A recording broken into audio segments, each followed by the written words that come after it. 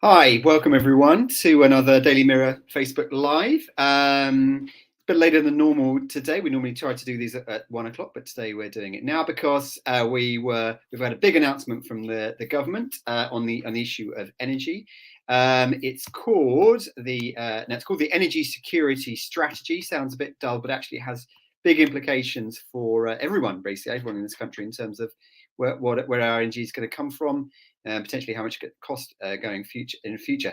I'm pleased to tell you that we've got Dan Bloom, our online political editor, who is been digesting the contents of this for the last couple of hours, I think, isn't it, Dan? Maybe a bit longer, maybe less than that. Anyway, but certainly we've been plowing through to try and get to grips with exactly what the most important things are, to cut through maybe some of the government spin on this one. And then to try and give you some advice on what it might mean. But just before I move to Dan to ask about this in particular, if you've got any comments on this, then or any feedback at all, just message us, and we'll try and answer any questions you've got as we go along. So Dan, hi, good to see you. Right, okay, let's get into the nitty-gritty of it. What's been announced today by the government, and can you pick out some of what you think are the highlights? So you were right about it being dull, but I suppose our job is to undull it. And you're right about it being late. Officials have been staying up late nights working on this one, and it's been battered to and fro between Downing Street and the Treasury right up until the last minute. Key points, though, are that they're looking to wean us off Russian energy, Russian oil and gas and energy in the short term and then in the long term, and then be able to bring bills down eventually by having more homegrown power. So the key points of that are nuclear. They're promising up to 8 nuclear reactors in 8 years. They could be at existing sites like Sizewell and Wilfer. But there are big questions about the funding of that. There would only be 3 decisions of funding around those 8 reactors. Could be multiple reactors per power station, and we don't quite know how much money is going to be involved, how it will be paid for. Next thing is North Sea oil and gas. So they're promising new licenses to launch this autumn to get more gas and oil out of the North Sea. They're claiming somewhat controversially that has no contradiction with our big pledge to hit net zero by 2050. And there are some questions about how on earth they can claim that when we're digging more fossil fuels out of the ground. They're also talking about keeping their minds open on fracking. So 2019 Tory manifesto promised we wouldn't have fracking, very unpopular in the couple of areas where it was going to go ahead. Doesn't look like they're actually going to go ahead with this. It looks like it's just a sop to some of the Tory MPs who wanted it without them actually approving it. It's quite conservative, the language here. There's lots of offshore wind power. They're promising to become the Saudi Arabia of wind power, generating more than half our renewable energy by the end of the decade, but very little onshore wind, and I'll talk about that in a minute. They're also talking about a 5-fold rise in solar power over the next kind of 13 years, and hydrogen and wave and tidal power, harnessing the fact that we're an island. So those are the main bits about it, but that's only what's in it. Okay, good point, Dan. Right, so what should we go through what perhaps wasn't in it that people, organisations, pressure groups, etc., were wanting in it? So the first big thing is that Boris Johnson has bottled a pledge to build onshore wind. You know, those turbines, if you've ever been on holiday to Spain, you'll see them all along the top of kind of mountain ridges and stuff. God, I wish I could go on holiday to Spain. It's been ages. But there was a target in a draft version that said that we would hit a certain gigawatt level of onshore wind. That's just completely disappeared because Tories and Tory councillors are very cross about onshore wind. They think they're an eyesore, these wind turbines, even though they're much cheaper to build than the offshore ones. Other problems with it: no help now for energy bills, which I'll get to in a minute. No help for insulating your home, which I think we'll get to in a minute as well. The funding for those nuclear power stations, bit murky. It says in the small print that final contracts would only commence when outstanding conditions are met, when there's a value for money assessment. So this big promise of 1 reactor per year has a lot of get-out clauses and those little asterisks you see on those American adverts, you know. And then there's somewhat more in the small print that imports of Russian natural gas could actually continue beyond the end of the year, and there are some get-out clauses here because we can't wean ourselves completely off Russian LNG all at once. So those are kind of the big things missing. The main thing missing is any reduction to your bills now, and you could talk to Graham about why that's such a big problem. Yeah. Well, yeah, that's right. Actually, Francine Harper makes that very good point. She echoes what you're saying. Basically, long term, it will not help energy bills. There's long term, so it will not help energy bills now. She also quite rightly says successive governments have sat on this problem for years and done nothing. They should be paying for our energy bills for their incompetence. Well, that'd be useful. But yeah, I mean, before we talk about that lack of energy, that lack of help for customers now.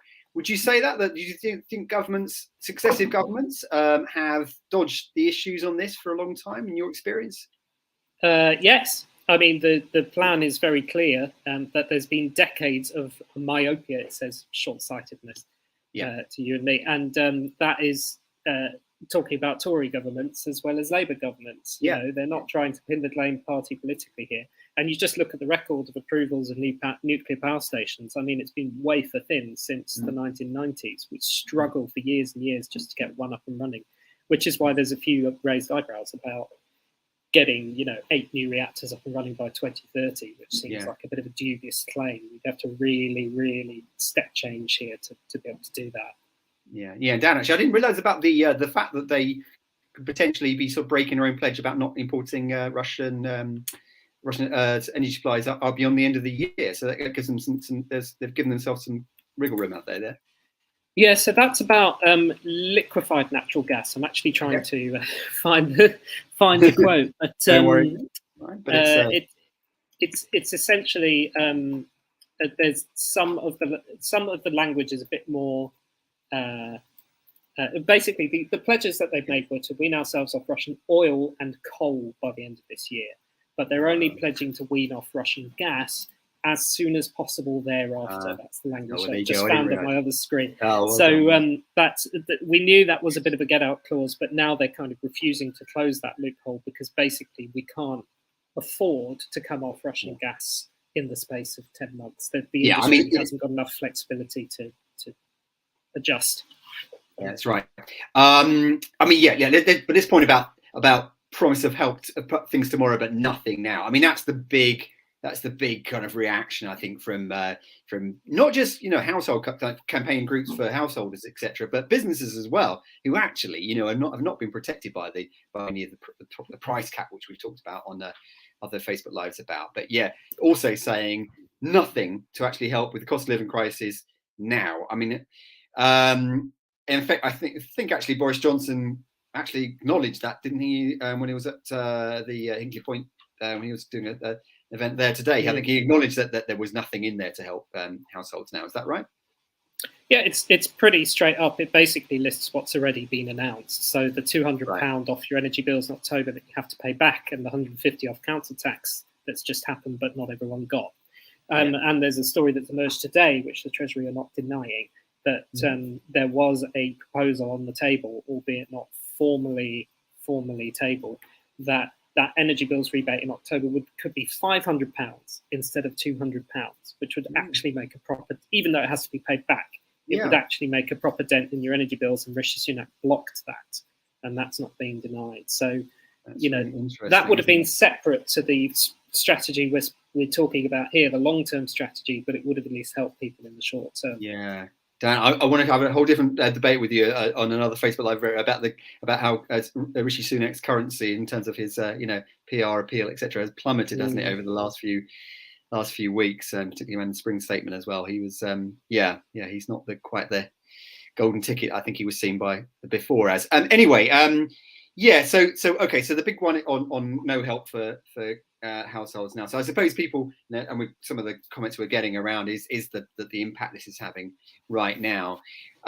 So essentially, to put it plainly, there's nothing in here that you can do to help bring down your energy bills right now. I guess the government would say that what they're doing is to sort of tackle energy security in terms. So we aren't so impacted by wholesale energy prices and wholesale gas prices, particularly from abroad, which is one reason why our bills are going up now. Is that one argument, Dan? Is that they're sort of trying to get us to look through the awful times that people are experiencing now to maybe what it could be it's I think they're talking about 2030, aren't they? Some of these targets, etc. So they're wanting us to look well beyond what the pain that people are going through now. Kwasi Kwarteng was asked, the business secretary was asked this morning, kind of when could we see an impact? And he said, oh, very, very soon, 3-4 years. So that gives you the idea of how they're thinking, that this just isn't a short-term thing. I mean, that is absolutely true. They're trying to have more homegrown energy. It's the equivalent of them sort of setting up an allotment rather than buying from Sainsbury's. But that takes time. And there are also net zero questions, because one of the homegrown things, of course, is this pledge to have more North Sea oil and gas. And that brings with it its own problems with kind of net zero targets and things like that. There has been the suggestion, I think PJ Crittenden in the comments down here had said, why don't we cut down their profits? The gas companies' profits are obscene. Thanks very much to our social magician for bringing that one up.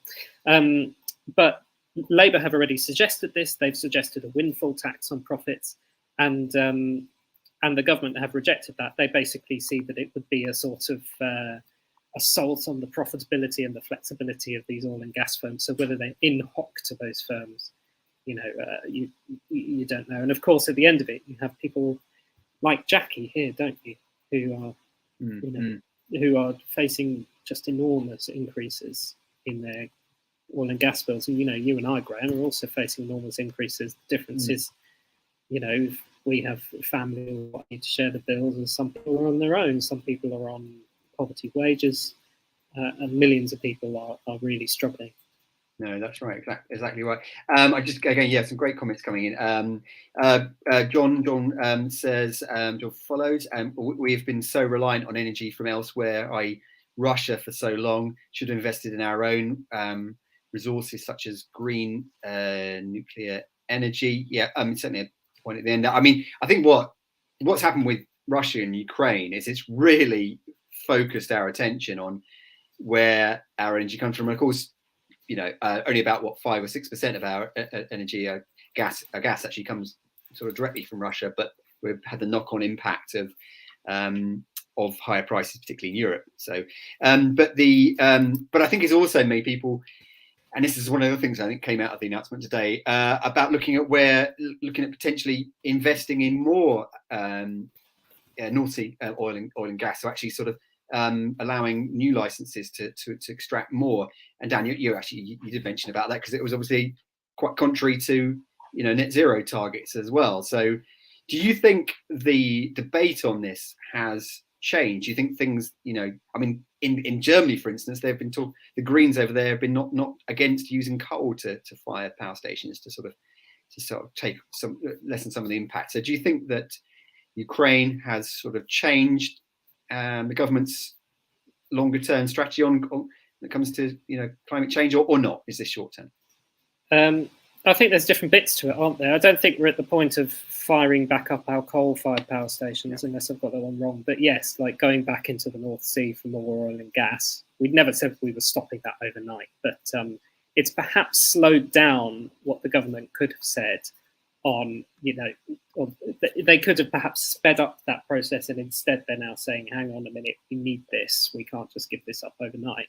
But I think one of the issues here goes beyond Russia and Ukraine. It's kind of a cultural thing where perhaps, without taking a view on the rights and wrongs of this, we haven't sort of culturally shifted as a country, or at least as the government running the country, to say, actually, we have to do things that we wouldn't have countenanced before in order to achieve all these incredibly ambitious net zero goals without bankrupting the country. And the big example of that, I think, is the onshore wind, the wind turbines on top of hills, for normal language, because they are so much cheaper than the ones in the sea, but there is a feeling that they're eyesores and they're on our sort of green and pleasant land. And that mindset, I think, has just not shifted. And there's a lot of kind of debate about the polling, because there's a suggestion that quite a lot of polling shows that actually people are quite supportive, but officials inside the Department for Business, their view, as far as I could see it, is that when you poll people who are actually in the village where the wind turbine is being built, they're not so pro. And we live on a system of local democracy and local planning approval. So unless you there's a big debate here, isn't there, about whether you run roughshod over people locally, because there's an overriding need to kind of save the planet to bring in all this. And then at the end of it, of course, even if you manage to build loads of wind turbines, they depend on the wind blowing, and you can't. Well, yeah, exactly. Our only source of power. Good today. He's blowing a hoolie out there, isn't it? But exactly, the windows are rattling in Parliament. Actually, yeah. One interesting one on that. It'd be interesting to maybe if anyone wants to sort of message in with this. But one idea I think that the government has announced today, and some companies can think of at least one or two already announced, which is if you build a wind turbine in your nearby to a village, etc., those local communities could benefit from cheaper electricity. It's happening. There are companies that are doing that. I'd just be interested, literally throwing the question open to those that are listening in, would they be willing to, do they think that's a good idea? That would they be willing to have one of these great big wind turbines, nearby? Would that change things for them? Would they be more willing to have one of them nearby if they actually sort of benefited from it in terms of lower bills? So interesting. Yeah. And Dan, one thing we haven't talked about integrated is also what wasn't in there, which was anything to do with leaky homes. Basically, the problem we have in this country, which is that our homes are losing so much energy, aren't they, because of lack of insulation? Is that right? Was there nothing in there to tackle that issue? Is there no new funds for that? Didn't seem to be. That's basically correct, as far as I can tell from the skim reading that we've done so far. I mean, it's only 7,000 words long. My final uni essay was longer than that, and there was a team of dozens and dozens of people working on this. There's nothing that we can tell. I mean, they would say that they've already invested stuff in making people's homes greener. But that is a real hole in it. It's one of the biggest objections that we're seeing. It is, missed opportunity. Yeah. Why are they not investing money properly to kind of solve this problem? We remember a couple of months ago we had the money for heat pumps. That was long awaited. Newfangled, magic as far as my unintelligent brain can decipher it. Things to extract heat from the air in a sort of fridge in reverse, and it would still cost you kind of well north of maybe £5,000, even with the grants, to put one in your house. And that basically means that people who maybe could afford it anyway are the ones getting the grants. And then also there's only kind of in the tens of thousands of grants rather than wholesale change for millions of homes at the same time. Yeah, absolutely. I mean, and that's the problem. I mean, we have the big question at the moment is how can you reduce your energy bill at the moment?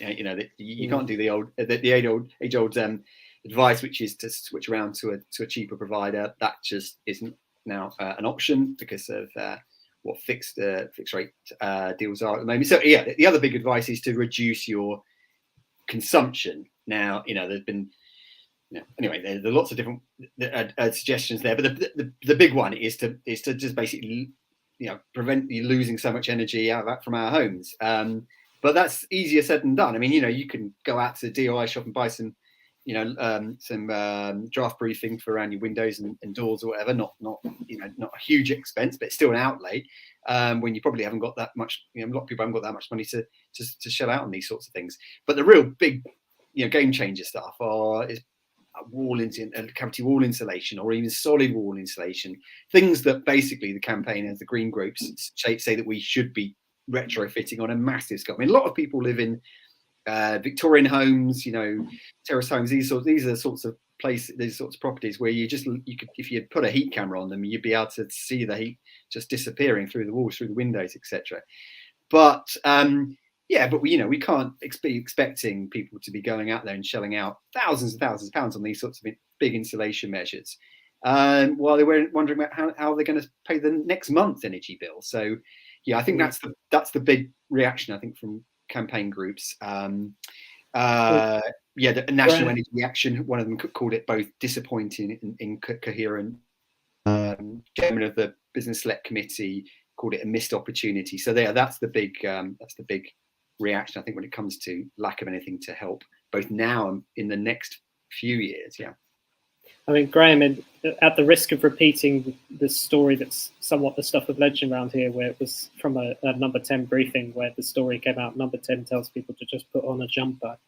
Are there cheaper ways that people watching this can kind of take a shortcut to cut down their energy bills? Kind of low-hanging fruit, stuff that's easy, or is it just we're at the end of the road here and we need really big help?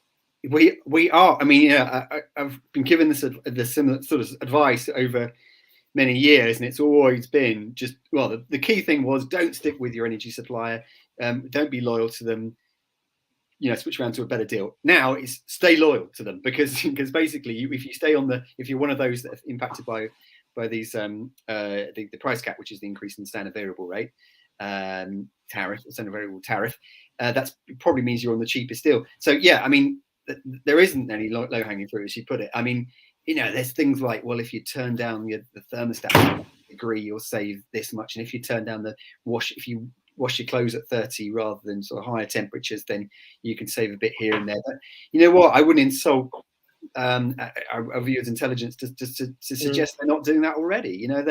They'll be acutely aware of that.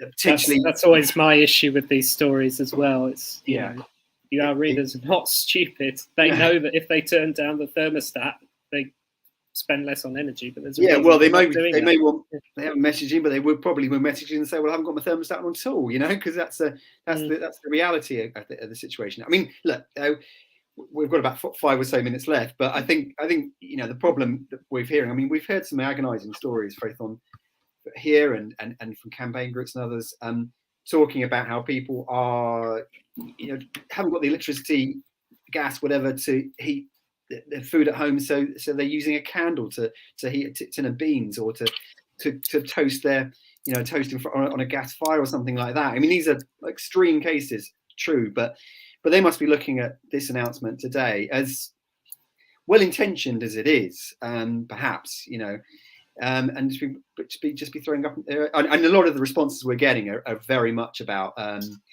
about talking about the greedy sort of energy firms and this sort of thing. And Dan, you mentioned about the windfall tax. I mean, the energy companies have come, the oil companies, etc., have said, well, that's going to dent investment, but they've benefited from a big old profit, I should say, that they weren't expecting this year round. So it's a but then again, the counter argument, as we should put it, is also, well, if we're going to get them to these big energy companies to invest in all the things that the government is talking about today, because it's basically, this is not the government investing in any of this, it's about getting the private sector to effectively to fund it, then they need those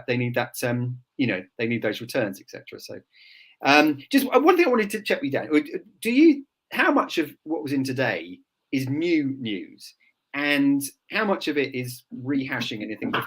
I mean, it could be all new news, but I think it's important for people to hear from your experience about how much of it is brand new news. I mean, maybe you haven't had time to digest it.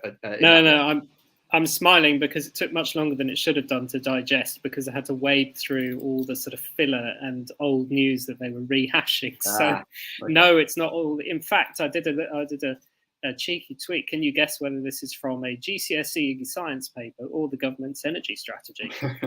Hydrogen is the most abundant chemical element in the universe, but needs releasing from water.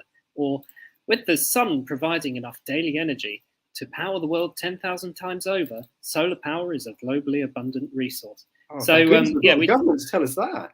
I know, it's great, isn't it? It's like the Levelling Up white paper, where they filled the sort of 300 odd pages by giving us a précis of history of ancient Rome and the fall of the Roman Empire. But there was some new stuff in here, albeit a lot of it kind of told to journalists last night, eventually, for the day's papers. But it's new, but a lot of the new is quite vague or quite kind of in the future. There's a few numerical targets around things like offshore wind and nuclear and that sort of thing. But the campaign is essentially saying on the key areas, like there's no target on onshore wind, for example. And that was a key thing that was in the draft and has now been dropped. So. Okay. So actually, if anything, there's been stuff taken out. I didn't quite realize that. That's interesting. So stuff that's actually been dropped rather than actually. Can I point out Craig's comment, tidal energy? We have the second highest tides in the world. Yeah. And still nothing. You're quite right, Craig. The one bit that we should point out is there is some stuff a little bit about tidal energy in the plan. I haven't got the exact words in front of me, but as far as I can remember, it's very, very short. And there's not a huge amount of detail. There's not a sort of naming sites where we're going to have a tidal barrage or something. And I think what people like Craig would quite rightly say is, well, we've talked about the idea of tidal energy for decades now. Where is the actual plan? Yeah, that's very true, and actually, and definitely true on tidal, and even offshore. I mean, the criticism is that that there's a big sort of promise to have a lot of these more offshore wind farms, but we haven't got the sort of domestic industry to sort of build the things we're still importing far too much, and that's partly down to lack of investment over many years in terms of infrastructure and kind of the companies that we should have been encouraging to start up here or to expand here, but that's one again for another day. Okay, well, we are nearing the end of our time. I think we've got I'm just scanning through the comments. I think it's some really good feedback there, but all really interesting to hear your views. Okay, well, listen, I think we're just about on our limit there, so thank you, Dan, for sparing all this time to go through it in the first place and to cut through the spin and to cut through the guff. I think that's really, really important at this stage. So thanks for that, and for sparing half an hour. It's been a really busy day. So thank you very much. Thanks everyone for tuning in. I hope that was useful. It certainly was for me. I learned a lot from Dan. So thanks very much. Okay, and see you again soon.